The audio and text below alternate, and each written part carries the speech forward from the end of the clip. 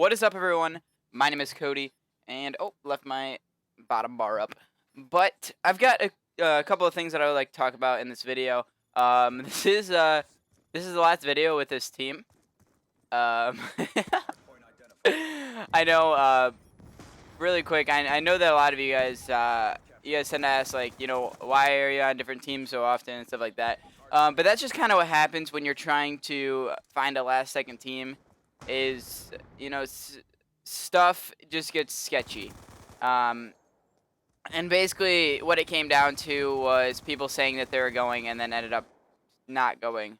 That's just a basic overall. I could go in and talk about all the flaws and stuff like that, but it's just not what I'm here to do. I'm not here to bash on people or anything like that. But in this gameplay, if you can see at the bottom, I do get a lot of deaths right in a row, and then I really turn it up at the end, and I feel like I'm a major contributing factor as to my team's victory at the end. And obviously this is a victory. I don't think that's really a spoil because most people just upload victories or close losses. But I'd really like to get a CTF up to you guys soon. I know a lot of the stuff is slums, or not slums, but hardpoint, and I guess mainly slums too. So, I'd like to get you guys a a CTF soon because I feel like I'm one of the few maybe not few amateurs, but I just said that weird, but there's not a lot of people who understand CTF that are amateurs in the game, and I feel like there's a lot more people that need to know it. So, maybe I'll go through and, give some breakdowns on some CTF gameplay, stuff like that. Some setups, stuff that you need to pay attention, your priorities while you're playing, rotations, stuff like that.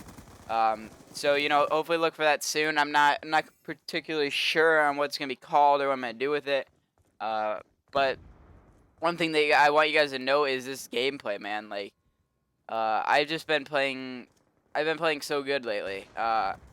It's something that Foreplay, if you guys watch Foreplay, if you don't watch Foreplay, I really suggest that you do because he's probably one of the best YouTubers right now for competitive gameplay. But something that he talks about a lot is playing through slumps and playing through, times that you're playing bad. And it is so frustrating because, what's different between this game and, like, playing a sport or something like that is it's all mental. Literally everything is mental. Obviously, you need to be able to, like, have reflexes, but everything is mental. Like, whether you stop shooting a guy, whether you actually hit the guy, you telling yourself where to move. Everything goes through your mind.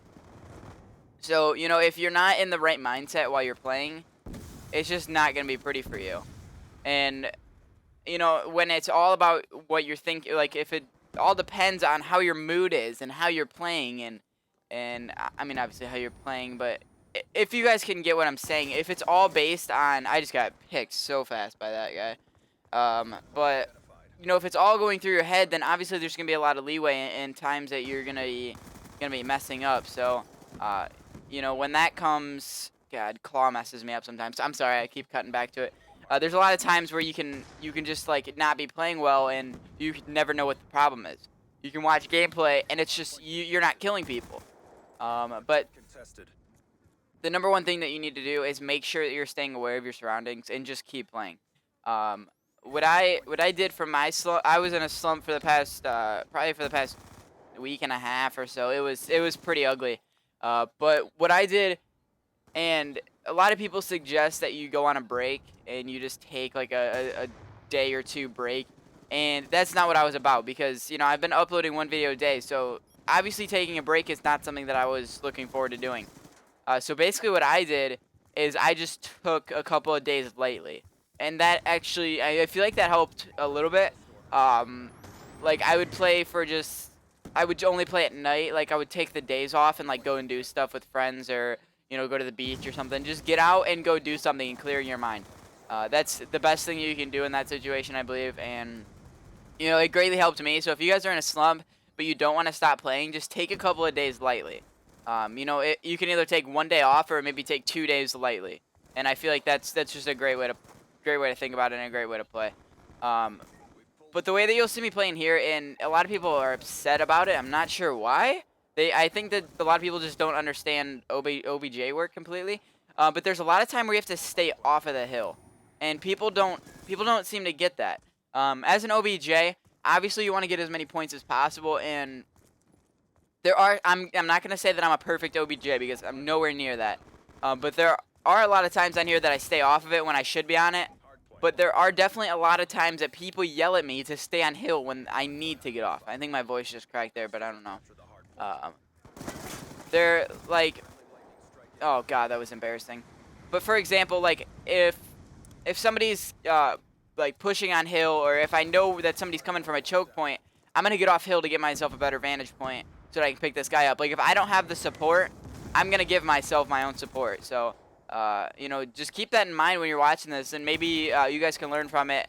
I'm not saying that I'm the best person to learn from, but there's definitely some things that I do right as well as wrong. So I mean, if you can spot both of those, then there's no reason why you guys can't learn from this. Like right here, I'm playing a little aggressive, and I shouldn't have been. But you know, that's that. And another thing that I kind of want to talk about. Let's see how much longer I have on this video. About 3 minutes. So let me try to talk about it really quick. It is marketing yourself as a player. And oh my, I think do I pick up the AN right here? No, I do. Oh, okay, I do go good though. Really quick though. Okay, so the last 20 seconds of the hill. This is just a quick tip. Last 20 seconds of a hill. If you guys are flipped spawns, every single kill, like if you guys are pushed up into their spawn, every single kill that you get, they're gonna spawn right behind you. Like all the time. So try that out, okay? So if you are the last one, like picking up those last couple of seconds, get your team. Tell them to rotate. And any kill that they pick up, you're going to spawn trap them right behind you. So on that last standoff hill on Grandma's house, they literally spawn right behind you. On this one, they spawn right behind you. So, you know, check that out. Go through your theater and check spawns. That's one thing that you should do is always be checking spawns. But, okay, I'm going to try to get into this other thing because now I don't really have much time to talk about it. It's marketing yourself as a player, and I feel how important this stuff is. By the way, I'm going on a terror right now. But yeah, making yourself a marketable player and, you know, having a separate income other than you're playing.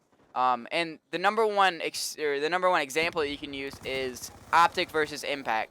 Impact obviously has made so much money this you know, these last couple of months, or whatever you want to call it, these last 2 months, because of, you know, all their tournament winnings. But the thing between Impact and Optic is Optic built themselves a fucking, I don't know what to call it, a franchise, I don't know.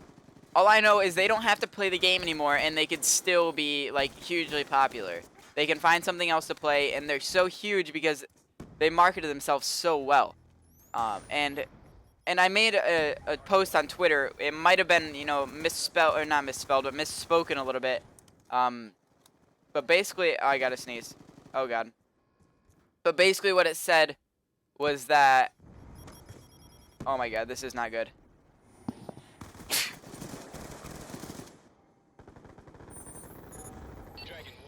Alright, I apologize, I'm back.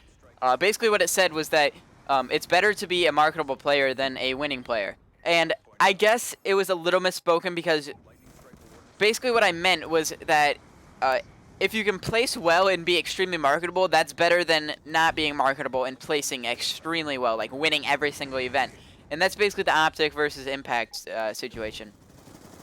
If you can market yourself like Optic does, you don't need to win every event. And I feel like you know, the more that you market yourself, the better off you're gonna be, because if you're a quote-unquote top AM looking for a chance, you're going to get a chance if you have a lot of followers on Twitter, and that's just how it is. If people know about you, you're going to get a chance. If you stream, you're going to get a chance. If you do YouTube, you're going to get a chance. And that's just how it is. So, thank you guys very much for watching. I go 33 and 21, 6 captures, 9 defends. Thank you guys very much for watching.